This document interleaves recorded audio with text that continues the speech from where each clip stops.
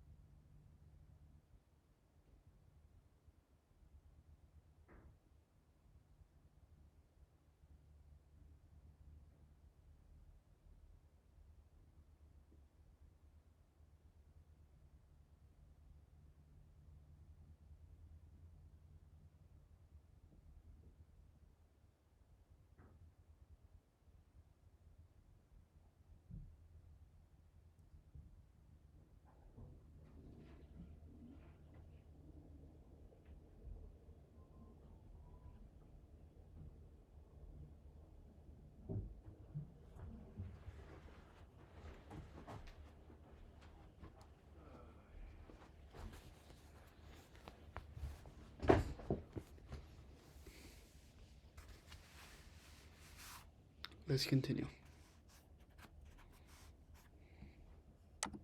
industry standards.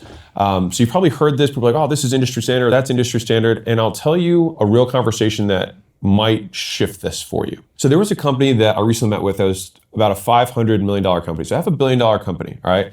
And they were efficient, but it was an old school model. So I met with the chiefs of that business and I met with the leaders, right? And the entrepreneur who runs the business wanted me to look at certain components of how they do things in terms of acquisition and things like that. And when I walked them through their acquisition process, I was like, hey, these are some things that need to change. And there was a lady who was there who was in charge of probably maybe half of it. And at least, it fell under her purview. And as I would, point out things that were bad or like needed improvement, she kept repeating the same thing, which is like, well, we're industry standard. And and she'd be like, we're meeting industry standards. And she would get really kind of flustered. And she I would say maybe to a degree got offended because I was saying, well, this sucks and this sucks and these numbers aren't good. And they kept repeating, we're meeting industry standards. And so I paused and I was like, do you wake up in the morning and just say, I want to be an average company, right? We are average. Half the people are better than us and half are worse. We are average. Who gives a shit, right? I don't know about you, but I didn't get in the game, whatever game you're playing, to be average. The average business is average. The average American is overweight, they're in debt, they're divorced, they're depressed. And so the average business makes almost no money. Why would I use industry standards, industry averages, anything like that at all? And I say this because I have people who will push back on some of the things that I talk about with regards to margin, things I talk about in terms of timeline, when I talk in terms of pricing, right? And they'll say something like, well, in HVAC, it's different. Or, in SEO, it's a little bit different. Or, we've got XYZ issue in trucking and it's different. It's logistics, it's different. No, it's not. You get what you tolerate. You get what you accept and deem good enough. You are the standard setter. It is the highest and most important job in the company, and it is why some companies prevail and some companies fail. It's the reason that Jobs was so important for Apple, Elon was so important for Tesla, and XAI, and all the other things that he does. And at a certain point, you cannot actually do anything in the company except for hold the fucking line. And the person who should run every department or every division should be the person with the highest standards, right? And this applies to everything, right? Sales rates, closing percentages, profit margins, cash flow, the people you date, the body fat percentage you hold, how fast you expect something to get done, literally everything. Real quick, I'm gonna show you the exact 10-stage roadmap from 0 to 100 million plus that less than 1% of companies finish. I've now done multiple times. We've done this all, you just I tried a ton of AI work tools. Then I tried Monday.com. Game over. Monday.com is super easy to use and knows how to do AI right. I use it for insights and action suggestions constantly, especially on About a billionaire mentor of mine, again, had a conversation many years ago. And he said this thing to me that I'll never forget. He said, profit is unnatural. And I was like, what does he really mean by that? He said, it's common and normal for people when money is in a bank account to spend it. And that's why most people don't have money. He said, so if you have a company and it makes money and it actually starts to succeed, that success has this constant pressure of normalcy that fights against it. And so there has to be someone who holds the line and is like, no, we will not spend more, but we will keep making more. We will get more customers and we will not hire more people. We will find a way to service these customers better than we did our last customers without adding headcount. And we're going to do it even better, even faster, with less. And so let me tell you another example of something that just happened in one of our portfolio companies. So they needed to add 15 sales reps to hit their Q1 goals, right? And so the leader was saying how his plan was to hire 5 reps a month, right? Every single month. And doing it this way, he said, would, stretch the team, but it would still kind of like, ensure quality, make sure the culture wasn't, too stressed, et cetera. And honestly, it was a fair plan, right? But for this business, the extra sales guys were going to add about $4 million in profit that quarter. That's how much extra he was going to add just that quarter. So I pushed back and I said, why can't we do it in a month? And he had a lot of different reasons and he kept, it'll be cultural issue. I think we'll stretch the team. We might lose other sales in other places. And I kept pushing and pushing, but he had some reasons to come back. And thankfully, he's a stud. And then after the meeting, he messaged me back and said, 2 of our guys have bandwidth who are more senior. They can assist the new manager and onboard 3 to 5 guys each. If we do that, we can actually do it in a month. And boom. $4 million more potential next year in Q1 because of one thing, a higher standard. Just saying why does it need to take that long? Why can't we if we were doing $1 billion in sales in this business, we probably wouldn't say we need to hire 5 guys a month. No way, right? We'd be like, we need to start with 50 and maybe add 50 every other week, right? It's just this minimum standard of something that you decide is enough or acceptable. And the crazy part about it is we're the ones who decide this. And then we're upset that we don't get, or that we're upset that we got the fruit of our very low standards. And so the way that you can kind of know kind of what your standards are, what the standard of somebody else on your team is how many attack vectors you use to approach or solve a problem, right? So it's not about doing the same thing 100 times. That's not smart, right? It's about trying to accomplish the same goal with 100 different iterations and angles until one finally gets through, till you pass the goalie, till you chop down the tree, right? It's like, well, I'm hitting it this way and I'm getting rock. It's like, okay, well then let's try from another angle. Let's try underneath. Let's see if we can poison the tree. Whatever we need to do, can we reach out to our network and give a $100,000 bounty for another SDR? Is there a company with a large SDR team that doesn't make as much as us we can buy? Can we hire 5 recruiters to speed up the process? Can we fly all of the SDRs in person to get them trained up and faster so we don't lose cultural issues and we can get them on-ramped in 3 days rather than in 30 days, right? Can the top 2, most experienced guys who have some blank space, have them sub in? Bingo, right? All of these have costs, obviously, but of the costs, they're still worth it. So you're not getting what you want because you're not attacking the problems you have enough times in enough ways. So you're trying 1 or 2 things and then saying I tried that and it didn't work. I tried Facebook ads. I tried making content. I tried hiring a salesman and it didn't work. It's no. It's not that it didn't work. It's that you weren't skilled enough to make it work. Very big difference. And so you're going to tell me that no one on earth has ever had the same problem that you have right now? And of those many people on earth who've had it, no one solved it? You have somehow come across the Gordian knot of problems. No one has hired more than 5 SDRs in this period of time for a company of this size? Of course they have. And that's why those people won. And they didn't just accept that it wasn't possible within this timeline. And so the rules that I would encourage you to live by is that unless the laws of physics prevent it, consider it mental handicaps that your competition gets to live by and measure themselves by. Not a suggestion, a recommendation, and certainly not a fucking law, right? Industry standards are a handicap that you let your competitors use and think they're doing well. That is the gift that we get as soon as you get out of this belief. Because if you want to be average, use industry averages. And most industry average businesses suck. right? Why would we look at them to judge ourselves by like, oh, this guy's completely broke and distracted, has no idea what he's doing. I should look at what his numbers are and say, oh, we're about the same. Is that an accomplishment? Should we be looking forward to something like that happen? Like, if you want to be the best, use physics and math and then work backwards. And so I think something that'd be really good to finish on is this great piece by Jeff Bezos, and I want to read it to you because I think it just really drives this point home. Differentiation is survival, and the universe wants you to be typical.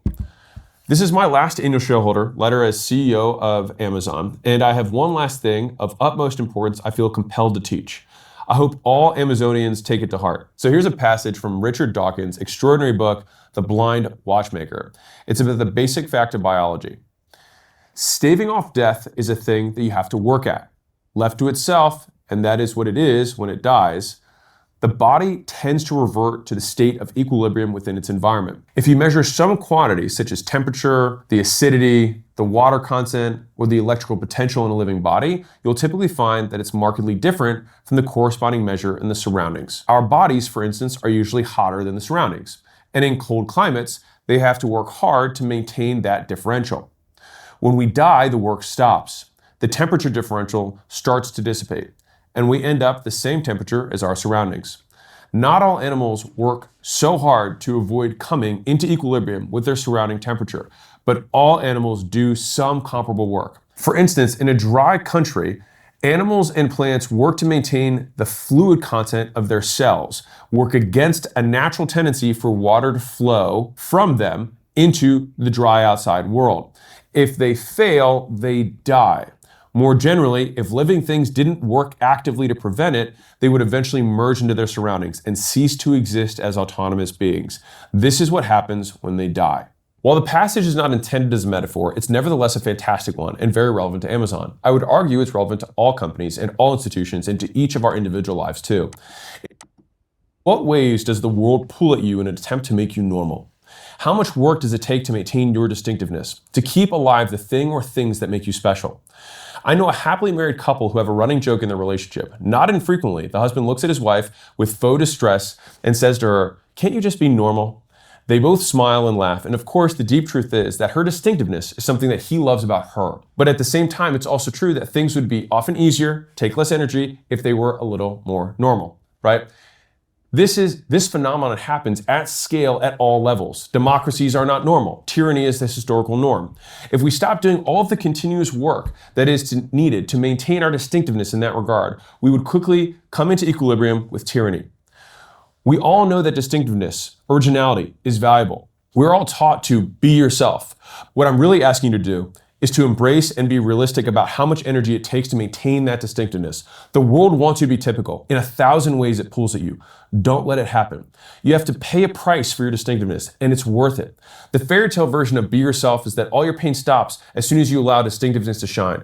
That version is misleading. Being yourself is worth it, but don't expect it to be easy or free. You'll have to put energy into it continuously.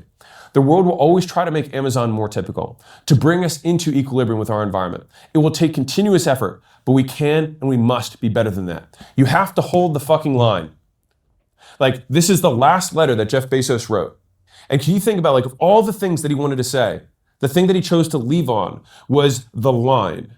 This is the standard. This is what makes us different. And of course it's going to take work. Of course it's going to take more ways to solve the problem. It might cost millions more in order to do the better solution than the easy solution. But like, if I could just transfer this one thing, like, you can tell how good someone will be as an entrepreneur by the standards they keep for themselves. They continue to push back and say, like, why can't it be faster? Why can't it be easier? And there's famous, stories of, Steve Jobs putting the phone book on the desk and saying it has to fit in there. And people have been saying, like, it's never been done before, right? And you've got Elon Musk going on, on the manufacturing line saying this could have 2 bolts. And they're like, there's no way, no one's done it before. And he's like, why?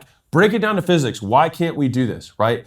And so when someone pushes back on you and says, like, we can't hire that fast. It's like, why? What physical law is preventing us from hiring that fast? If another company who's 20 times our size can hire 100 people a day, why is it taking us a year to do it, right? What choice are we choosing, or what cost are we not choosing to bear that we could bear to make the investment to pull our future forward? And I think it's like that push, that relentless energy, the drive to choose to be different, right? To choose to to hold a value, the perfect value that you have as the ideal, and then to strive continuously and though imperfectly to try and live that out. And I think of that as like the reason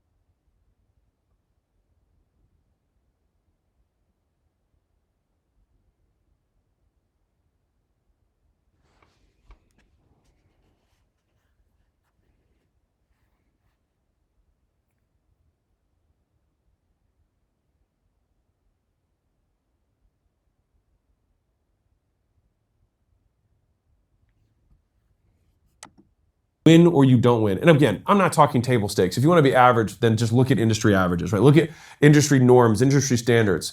But most businesses, if you looked at the average business in the US, they break even. The median business owner almost makes no money, right? And so it's like, why would we measure ourselves by that? We have to, by very definition, reject the vast majority of what other people do in order to achieve what other people can't. And I think that that is like I would encourage you to be less reasonable. And I would say that it has been a skill.